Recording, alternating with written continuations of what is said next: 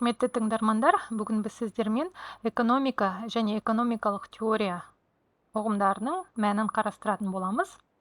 Экономика термині негізінде грек тіліндегі экономия сөзінен қалыптасқан, және экономия сөзі грек тіліндегі ойкос және номос сөздерінен құралған. Ойкос сөзі грек тілінен аударғанда үй шаруашылығы деген мағынаны білдіреді. Номос сөзі грек тілінен аударғанда ілім, заң деген мағынаны білдіреді.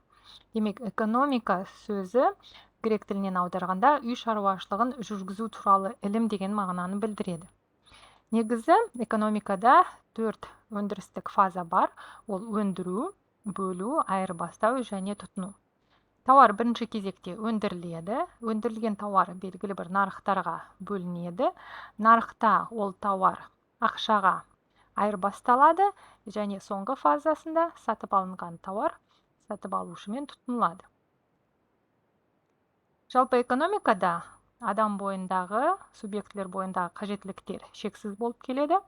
Ол қажеттіліктерді қанағаттандыруға қажет тауарлар мен қызметтерді өндіру үшін қолданылатын ресурстардың басты қасиеті ресурстар шектеулі болып келеді.